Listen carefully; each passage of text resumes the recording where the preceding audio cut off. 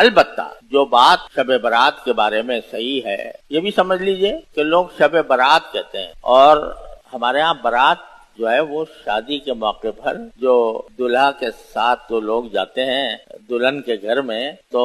وہ اس کو کہتے ہیں کہ یہ برات ہے۔ تو بعض لوگوں نے اس کا بھی نکال لیا کہ یہ کوئی برات نکلتی ہے فرشتوں کی، اس وجہ سے شب برات کہا جاتا ہے اس کو۔ یہ لفظ برات ہے ہی نہیں، براعت ہے، شب براعت، شب برات نہیں، شب براعت، بیچ میں حمزہ ہے۔ اور برات کے معنی ہوتے ہیں کسی چیز سے بری ہو جانا۔ ایک آدمی کے اوپر کوئی الزام ہے کسی جرم کا، اس پر مقدمہ چل رہا ہے کہ بھئی اس نے یہ جرم کیا یا نہیں کیا، آخر میں عدالت نے فیصلہ کر دیا کہ اس نے کوئی جرم نہیں کیا، تو اس کو کہا جائے گا براعت ہو گئی، یہ بری ہو گیا، براعت حاصل ہو گئی۔ تو لیلۃ البراء اس لیے کہا جاتا ہے کہ اس میں اگر بندہ اللہ تبارک و تعالیٰ کے حضور حاضر ہو کر ٹھیک خشوع خضوع سے عبادت کرے اور اپنے سابق زندگی سے توبہ کرے، سابق گناہ زندگی میں جتنے گناہ ہوئے ہیں ان سب سے توبہ کرے، معافی مانگے اللہ تعالیٰ سے کہ اللہ مجھ سے جو گناہ ہوئے ہیں میں آپ کے بارگاہ میں اس سے معافی مانگتا ہوں، تو اس کو براعت حاصل ہو جائے، یعنی وہ بری ہو جاتا ہے، گناہوں سے بری ہو جاتا ہے، عذاب سے بری ہو جاتا، کیونکہ جو اللہ تبارک و تعالیٰ کا کرم یہ ہے کہ کوئی بندہ اگر 70 سال بھی مسلسل گناہوں میں مبتلا رہا ہو حقوق اللہ سے متعلق، اور پھر 70 سال کے بعد ایک دن سچے دل سے کہہ دے کہ استغفر اللہ ربی من کل ذنب واتوب الیہ، کہ اللہ میں آپ سے اپنے سارے گناہوں کی معافی مانگتا ہوں اور توبہ کرتا ہوں، تو اللہ تبارک و تعالیٰ اس کے گناہ سب دھو دیتے، معاف فرما۔ یہ اللہ تعالیٰ کا کرم ہے، اور یہ دروازہ اللہ تعالیٰ نے موت تک کھلا رکھا ہے۔ موت سے پہلے آدمی جتنا بھی گناہ کیے ہوں، اگر اللہ تبارک و تعالیٰ کے بارگاہ میں حاضر ہو کر سچے دل سے توبہ کر لے تو معاف ہے۔ تو ظاہر بات ہے کہ اگر کوئی مسلمان اس رات میں اللہ تبارک و تعالیٰ کی عبادت کر رہا ہے تو ظاہر ہے کہ وہ اللہ تعالیٰ سے اپنے گناہوں کی معافی بھی مانگے گا، اور جب معافی مانگے گا توبہ کرے گا اللہ تعالیٰ قبول فرما لیں گے، تو اللہ تعالیٰ قبول فرمائیں گے تو اس کو براعت حاصل ہو جائے گی،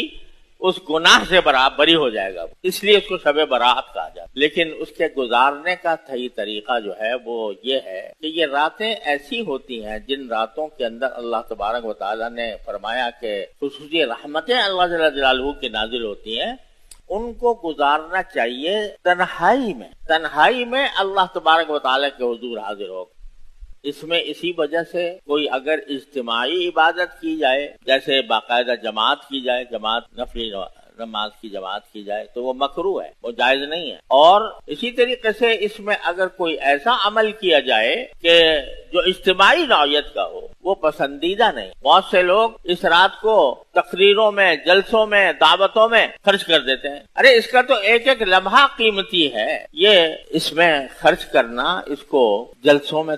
تقریروں میں خرچ کرنا۔ اگر شب برات کے بارے میں لوگوں کو اس کی فضیلت بتانی ہے اور لوگوں کو اس پر آمادہ کرنا ہے کہ وہ اس رات سے فائدہ اٹھائیں، تو وہ رات کے آنے سے پہلے ہونا چاہیے۔ جب رات آ گئی تو اس کا ایک ایک لمحہ قیمتی ہے، اللہ تبارک و تعالیٰ نے اس کی بڑی اس میں عظمت رکھی ہے۔ لہذا یہ رات تو ایسی ہے کہ بندہ ہو اور اس کا اللہ ہو، یعنی تنہائی میں بندہ اپنے پروردگار سے رابطہ قائم کرے، بندہ اپنے پروردگار سے تعلق جوڑے، کتنا ہی گناہگار ہو، کتنا ہی فاسق و فاجر ہو، کتنے بڑے بڑے گناہ اسے سرزد ہو گئے ہوں، لیکن اللہ تعالیٰ نے اپنے ساتھ رابطہ کرنے کو، اپنے ساتھ تعلق جوڑنے کو اتنا آسان بنا دیا ہے کہ کتنا ہی انسان گیا گزرا ہو، گناہوں میں لت پت ہو، اللہ تعالیٰ کہتے ہیں آ جاؤ اسی حالت میں اور میرے سامنے حاضر ہو کر مجھ سے معافی مانگ لو۔ ایک مرتبہ تم سچے دل سے کہہ دو گے کہ اللہ مجھے معاف کر دے، میں نے زندگی بہت گناہوں میں گزاری ہے، یا اللہ مجھے اپنی رحمت سے معاف فرما دے، تو یہ اللہ تعالیٰ فرماتے ہیں ایک لمحے میں تمہارے 70 سال کے گناہ معاف کر دوں گا، بشرطے کہ وہ حقوق اللہ سے متعلق ہو، حقوق العباد اس طرح معاف۔ تو اللہ تبارک و تعالیٰ نے اس طرح دروازہ کھولا ہوا ہے۔ تو یہ نہ سمجھے کہ بھئی ہم تو گناہ گار ہیں، خطا کار ہیں، ہم